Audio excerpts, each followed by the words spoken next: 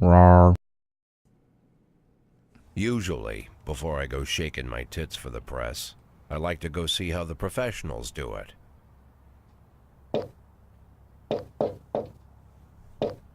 Some might say the chief of police has no business in an institution like this, but in fact it's the quietest and safest place in town. You won't run into any reporters, nobody gets into any fights, nobody drinks too much, nobody even raises their voice. The place is owned by an elderly gentleman who knows how to keep things under control. That's why I never invite my friends here. I wanted to make an exception for my 60th birthday, but most of my colleagues are young enough to be my sons, and they'd rather just hire prostitutes. Why stare at some boobs when you can take the whole package for yourself? But there's none of that in our club. Even looking too long is considered indecent. You can get an occasional glimpse, like by accident. The rest of the time you just pretend that you're immersed in conversation, or just come by for a drink. Doesn't mean these gentlemen wouldn't want their bald heads smothered in tits. It's just that nobody says it out loud. My younger colleagues might call it hypocrisy, but I call it the good old-fashioned manners. Good manners and leave the rest unsaid. She agrees to unbutton her blouse, and we agree not to pay too much attention. The girls are on a quiet prowl, too. They're looking for a way out of their cramped rooms. Maybe make friends with some wealthy patron with a pacemaker and dentures. Everybody wants something. But we have to control ourselves, or we'll all turn into libertines and prostitutes. Hell, if there weren't any rules, I'd be belching and farting, jumping up on the table, arms held high, yelling, "Shake it, baby!"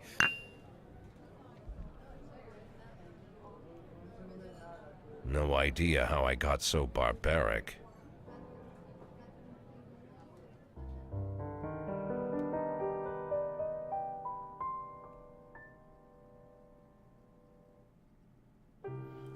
Oh man, what an intro. Alright, we're here in This Is the Police, a game I've been looking forward to playing for quite some time, and I'm very excited to get through here. It's kind of a film noir, I almost want to say police management sim, but I think that's really not going to do it justice. It's a fantastic story from what I've heard. I think we'll have a lot of fun going through it here. And you can even see, like, the darkness that is to come of, like, creepy chief of police here versus regular chief of police protecting his city on his broken badge. Anyway, let's hop into it, and let's see how this goes. Day 1, July 15th. I got newspapers, got some glasses, a little salt, never hurt nobody. Alright, Freeburg Tribune, City of Freeburg. City Hall confirms rumors of Jack Boyd's resignation. The Goldenberg, Mayor Rogers, sex maniac? And the Fact, Freeburg's #1 paper, Mark War II to be shown in Freeburg the day before the worldwide premiere, by the mayor's personal request. I'm hoping these two are not connected. Let's go to work.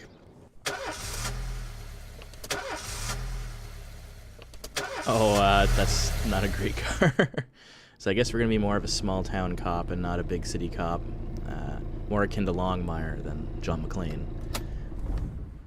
When I was a kid, my father sometimes told me at bedtime that if I closed my eyes and didn't open them for a long time, all the demons would blow away. Yesterday I turned 60, but I still take his advice. Not because I'm sentimental or want to keep the memory of my father alive. I just can't think of a better solution. To get away from all the demons that haunt Freeburg, I'd need to wear a blindfold 24/7. Plus, it's a good idea to act blind when talking to reporters. At least that's what my colleagues say. They're afraid of press conferences. But for me, it's more like a confessional. No matter what lies you tell, you're privately thinking the honest answers. It helps me remember who I am. The fact that I'll be reading all about it in the papers tomorrow is a small price to pay. Call it penance for the preacher.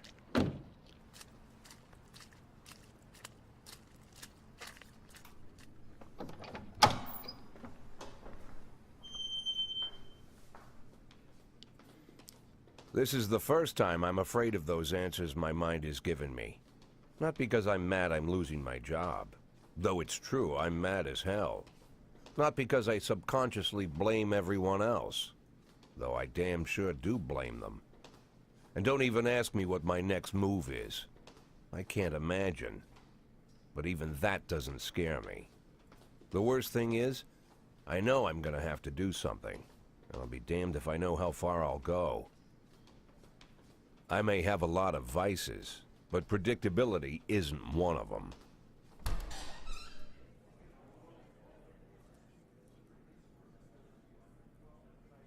I learned a long time ago how to drive away the swarming demons. But what do you do when they're trying to rip your soul from your skin? Shutting my eyes tight as I can. The best solution remains the same. Play blind. I just hope the reporters think I was blinded by the camera flash. A lot of good veins of Max Payne coming through with this character. All right, good morning. Yesterday, the mayor's office officially announced your resignation. Did this come as a surprise, or did you know about it in advance? So let's see. Do we want to be like a dick to the mayor, consummate professional, or just do not care? I mean, given his opinion on strip clubs and strippers, it sounds like Jack is supposed to be a bit of a professional. So let's not immediately jump down the mayor's throat. So yeah, the mayor discussed it with me. Mayor Rogers told me he wants a fresh face running Freeburg PD, so no, it didn't come as a surprise. Alright, did you already know the name of your successor? Department veteran. Let's not give the mayor a full free pass here. Most likely be one of my current employees. Alright. After the recent corruption scandal, your deputy, Francis Kendrick, says he was looking forward to resigning. If the mayor offered him your position, would that change his mind? Perhaps. Sounds possible, if he thinks the new office would help him serve the city a little longer. There you go. Always the professional. Although Kendrick was acquitted, many still believe that the police are cooperating with the mafia. Do you have anything to say about this? No comment. Yeah. Let's keep our cards close to our chest here with this one. Usually I prefer to answer all your questions, but in this situation I gotta say, no comment. Alright, and do you think your personal relationship with the mayor could be the reason behind your retirement? Possibly. It's often difficult to say what guides policy positions. Now that is a true politician right there. Thank you. You're welcome. Oh, more cutscene. How's the back today, Mr. Boyd? Same as usual. How did the press conference go? You can read about it in the newspapers tomorrow. Don't let anyone in. Even Mr. Kendrick? Especially Mr. Kendrick. I guess we don't like Kendrick very much.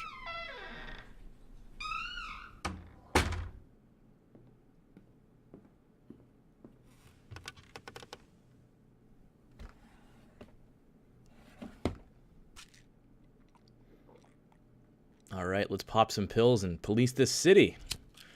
Because that never goes bad.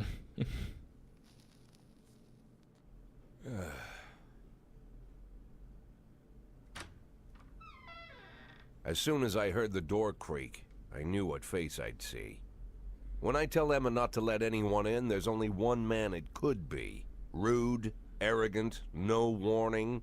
That's Mayor Rogers in a nutshell. Awesome. White summer shoes, white socks, white shorts, white polo shirt, and the white smile of a hungry shark. Mayor Rogers enters every room like he owns the place. Even the floorboards under his feet sound like they're creaking an apology. He never shied away from the odd corruption scheme. It's like the devil walks behind him. In the movies, the villains controlling the city play golf with the judges. Rogers plays tennis with them instead. That's about the only difference. Jack, I was hoping to catch you after the press conference. You ran away so quick. There's no smoking at City Hall. No reason for me to hang around. Well, this morning I signed a ban on smoking in all public buildings. Soon you won't be able to smoke here either. Soon enough I won't be here at all. That's what I wanted to talk to you about. The people of this city like you, Jack. The police chief of all people. Don't betray that, Jack. Don't get wrapped up in any schemes. Sit nice and quiet for the next 180 days, and you'll be remembered as a hero. That's the only thing that you still have left. Be the hero. Then how am I supposed to scrape together a retirement fund? You had a million chances to secure a luxury pension, one that even I would have envied, although I've never set aside any money for myself. I'm not planning to retire anytime soon.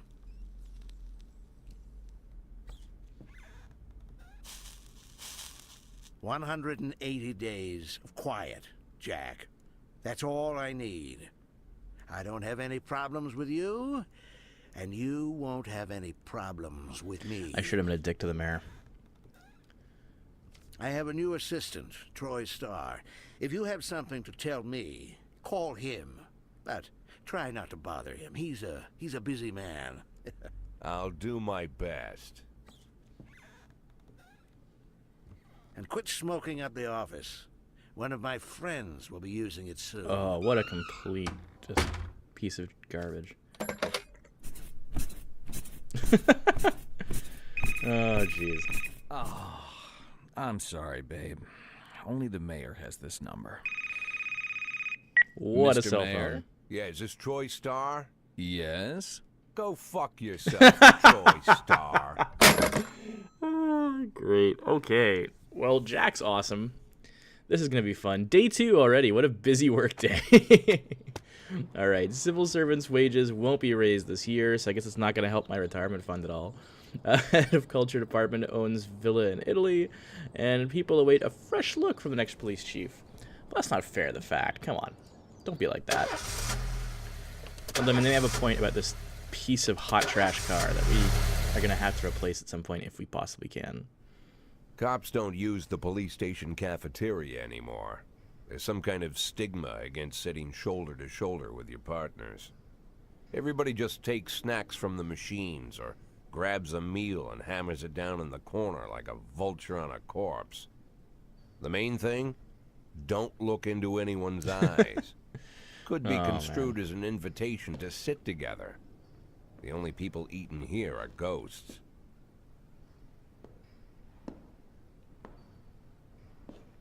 My deputy, Francis Kendrick. He recently became one of those ghosts. The subject of one of the most devastating corruption scandals in the history of Freeburg. No evidence to support the accusations, but everyone knows Kendrick's days are numbered. I need that file I asked for. Needs to be ready tonight. Francis didn't say anything, but I understood. Ghosts aren't supposed to talk. Besides, I got a feeling he was already finished. It's a lot of exposition. All right, cool. Here we go. Would you like to see some tips? I'm a few months from retirement. Don't you tell me how to do my job. All right, so we're on Shift B, and who do we have? Kochi, Yancey, Purdy, Subaki, Asano, Austin, Price. Our detective is Mole, DeBrito, and Armstrong. It seems DeBrito did not get the message that the 1930s are over. However, should be good to go. And Price, I really hope you're a parking attendant because you're not going to be kicking in any doors and busting any bad guys at your advanced age for a police officer.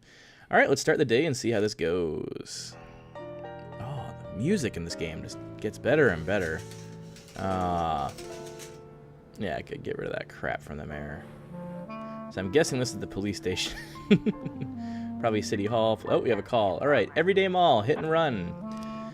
A married couple exited a convenience store and saw a van in the parking lot back over a homeless man who'd been digging through a trash can. The driver jumped out to help, but once he saw he'd hit a bum, got back in the van and quickly drove away. All right, Asano, take Price, and let's get out of here. So these star points are their professionalism, or like how good of a cop they are, or how dirty of a cop they are. So maybe we'll get Asano to either bring Price up, or Price will bring Asano down. We'll see. Rollout. Got a SWAT team. Awesome. All right. Fight the Last Picture Show. Theater manager reports that during a showing of Citizen Kane, a drunk man attempted to force his way into the theater carrying a snowboard decorated with the word Rosebud. When he's denied entry, he violently attacked the cashier. Okay, that's not great. Let's send Kochi and Austin. High and low, high and low. They have the oldest police car in history, apparently. Shman, we're gonna go get that bad guy, she. Oh, the tunes in this game. It's starting to get a little bit windy or rainy? Not rainy. There it is. Oh. Alright, so day 2. So we have 180 days to survive and hopefully not get fired. Hit and run report. Offender escaped. Oh, no, Price. Alright, no more high and lows. Fight report. Offender caught. Officers unharmed. Hey, civilians unharmed. Everybody wins. Now Austin and Kochi went up. Price. We're just gonna have to find a way to fire you at some point, aren't we? Because you're just absolutely not worth it. Armed robbery in the suburb. 3 teenagers armed with a shotgun robbed a videotape store. Yancey, Purdy, bust him. Oh, Johnson. Okay.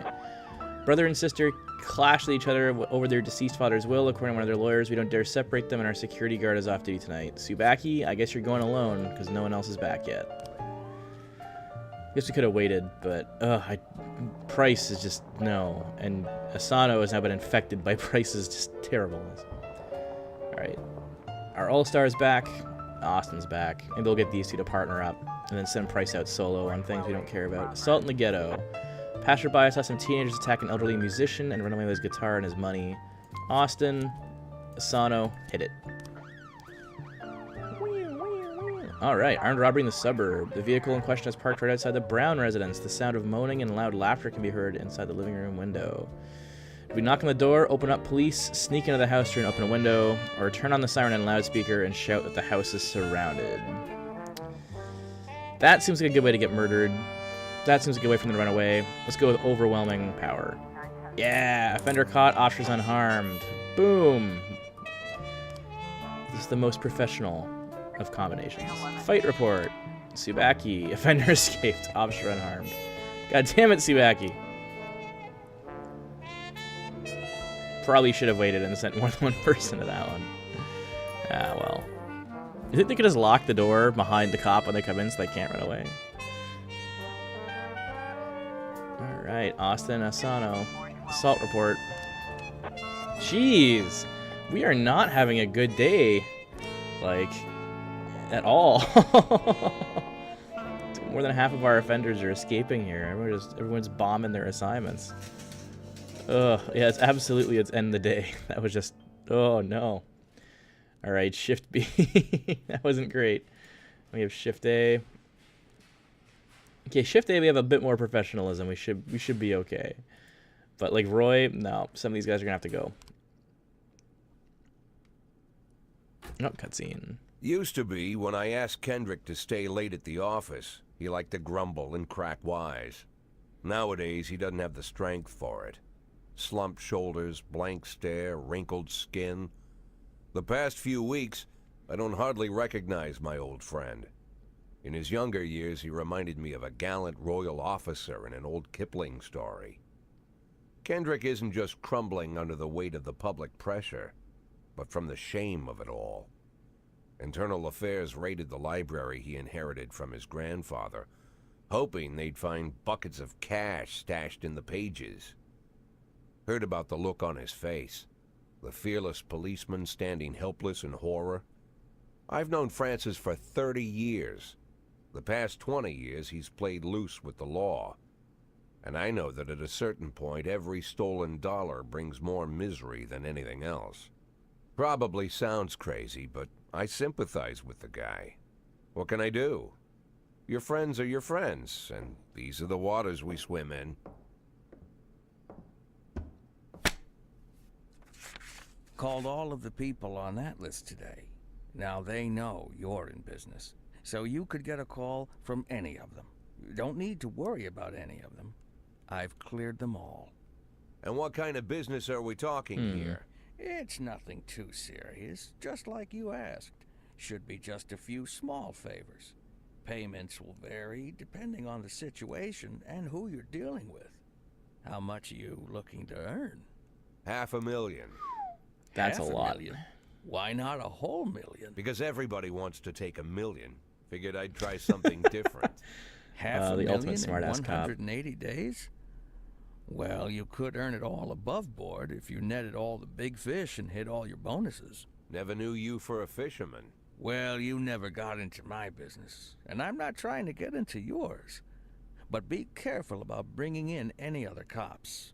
Sooner or later, they'll put the finger on you. And one more thing, Jack.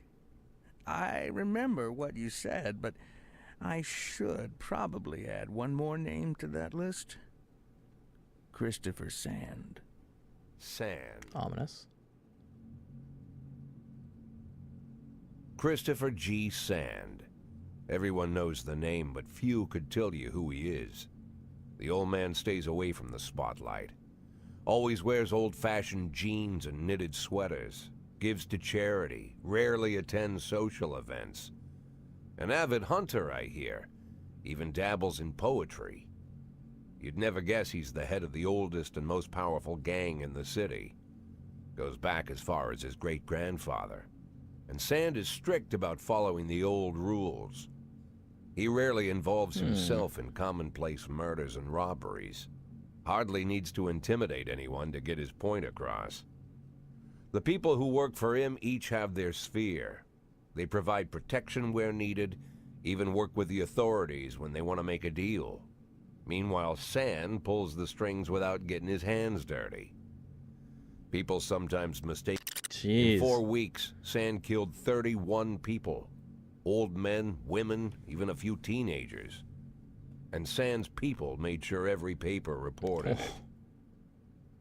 Frank, I don't want to hear you say that name again. Jack, please, listen to me. I'm in with these What? guys. We agreed, Frank. That's not the kind of business I'm into. I don't go there. Never have, never will. Unbelievable. Kendrick, man. I had sympathy at first, but now not so much. All right, I think we'll end it here for today. And we'll be back on day 3. Yeah, day 3 here. Next time. Thanks for joining me, and see you next time.